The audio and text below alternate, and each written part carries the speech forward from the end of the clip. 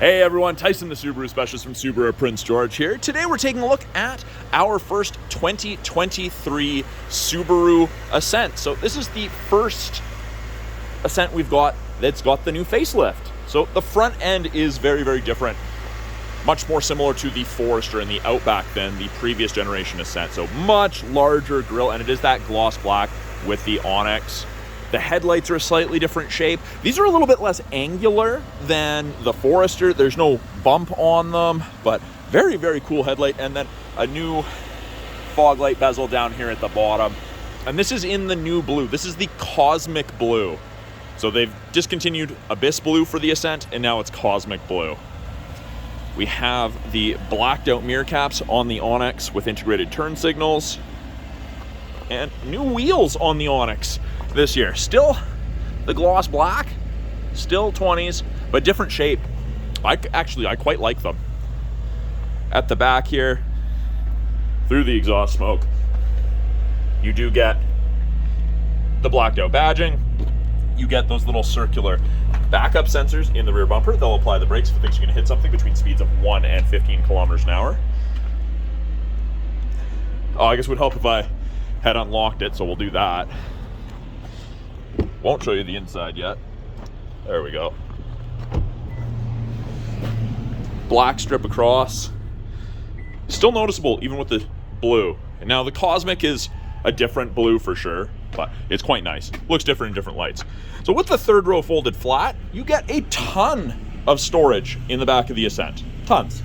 We've got grocery bag hooks on the sides, halogen cargo light. That'll close, or that'll shut off when I close the rear hatch. We have a 12-volt outlet, and you've got nice hard physical tie downs. You've got 4 of those when the seats are folded flat. Good amount of cargo space. Now, in the third row, you get cup holders, bottle holders on each side, and then to lift up the third row, you just grab this tether, lift, it'll go virtually straight up and down. Then we use this one to recline it. And then the headrest just pop up. It's like a manual passenger or driver headrest. You just push on the side. There's a little tab right here. And in the third row, not bad room, not by any stretch of the imagination. It's not giant, but there is room for people back here, passengers. Now, we can close it manually. We can close it with a button. We can lock and close it when it's not running. But yeah, that Cosmic Blue is nice. When it's sunny out, you get a lot of that metallic flake in it, and you get a little bit more darker blue in the overcast. Now, the Onyx does only come with the captain's chairs. 8-seater is not available for the Onyx, and this is the StarTech. So it's 20% recycled plastic, rest is synthetic, and you get the bright green contrast stitching with this, but it is kind of a gray and black two-tone. Then with the captain's chairs, armrests on each seat, and they're multi-positional. And with it being 7-seater, it is easier to get into the rear. You just walk through. These handles are actually so you can, taller people can fit through. You can leverage your way through. Now, if you don't want to go through the middle there, lift and slide, and you have access into the third row. But yeah, the StarTech's really nice material, easy to clean. It's non-perforated, great if you have pets or kids. I really see the value in it myself. Climate controls can be controlled from the second, or I guess the back of the center console here for the second and third row. Control the fan strength, where your airflow is, what you'd like. You can turn it off if you'd like. USB A and C sockets for charging. Got a little illumination light. Cup holders. You've got map back pockets on the back of both seats. Now, the climate control for the second and third row is actually out of the roof, so you feel the air conditioning and the heat much more quickly, which is nice. You've got bottle holders in the doors, cup holders in the doors. It's that same contrast stitching, gray and black two-tone, and then you've got your child locks.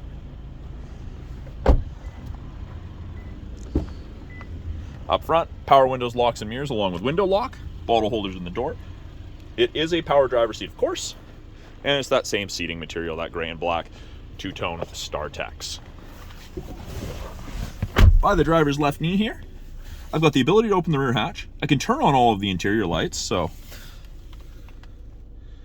that is a nice addition that you can turn those all on. You don't have to go around and turn them on individually. And then we have the brightness for our gauges. You can dim it or turn it up. It doesn't make as big of a difference right this second because it's bright out, but it does make a difference overall. Now, the steering wheel itself is tilt and telescopic. You can push it in away from yourself depending how you like to sit. Steering wheel has the green contrast stitching in it, continues with the theme. The steering wheel is a little bit different than the previous one. This is like the Outback steering wheel, how it got a new refreshed steering wheel. So volume is nice tactile button side to side. It's not the switch up and down anymore. So this switch right here, every time I tap it up or down, gives us a different screen depending what we want to look at, different information. And then heated steering wheel, that's the same, full heated wheel. Even the top portion here is heated. We've got our adaptive cruise and our lane centering. And that's part of the 2-color stereo EyeSight cameras, Subaru's EyeSight safety system that we have. Now, this is the most up-to-date EyeSight system. This is EyeSight 4.0, so wider field of view, better overall. It's improved in pretty much every single way. This is one of the big changes. You don't get that 8-inch display anymore. You get the 11.6-inch touchscreen. Very, very nice. I actually think it looks better on the dash overall than the 8-inch did. I think it's a better design. We do lose out on the little screen that we had here, but we've got a larger screen and they packed more information into the multifunction display there. So they've broken it into 3 portions. We've got the top portion. You've got X mode here. So we've got snow and dirt and deep snow and mud. This is the only trim level that comes with dual function X mode, so the deep snow and mud mode. So we've got snow and dirt X mode pops up, says snow and dirt, and you can see snow gets deeper, deep snow mud turns off traction control.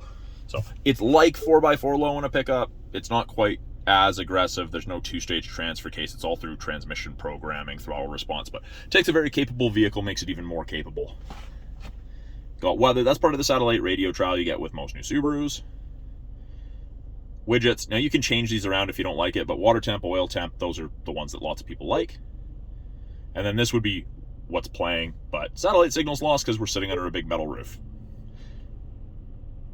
And then when you press that, it'll take you to the radio side, which is pretty cool. I guess I can't go over that way more, but center portion, we've got our tiles, all of our options. You can turn off the display. You've got access to the My Subaru app after the vehicle's registered. Apps, Android Auto, Apple CarPlay. Go over here. Got valet mode. Turn off traction control through there. Vehicle hold. Brake holder. And you can add additional shortcuts if you wanted, depending where you like to go, or if there's an app or a tile or a setting that you change often. Then when you put it in reverse, backup camera automatically pops up. Rear assist braking's active. Parking sensors are active. You've got the little green box there saying we're close to the wall, but we're still good. And this is actually new right here. You can see that it pops up there on the center, and it also says it's green. I'm gonna see if I can get a little closer here. So yes, showing yellow, showing yellow. Very, very cool that they've added kind of the option to double up. Oh yeah, it even gets different colors. You've got the orange and the yellow in there. That's just a smart way for them to do that. And then down here, we've got our climate control. So this also got the quality of life update that the Outback did. They've changed it. Heated seats are now on the front of the screen instead of having to go into it and select them. They've also simplified this. There's only one screen for the climate. You don't need to go through a separate one for the passenger. AC's all on the same. Directing the airflow's all on the same. They've made the button for the fan strength larger, which is great. The other one was in the old Outback was half that size, and you could easily fat finger it and hit something else. Rear controls, press up, brings on its own. Choose where you want. Now, you can actually lock it from here. There's no pressing and holding anymore. You don't want someone playing with it in the back, you lock it.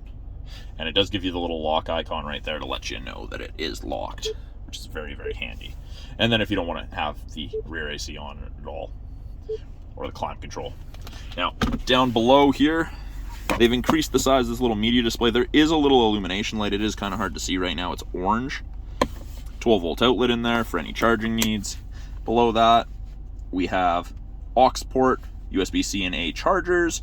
Allows you to listen to music, do all that important stuff. You can't charge off of it.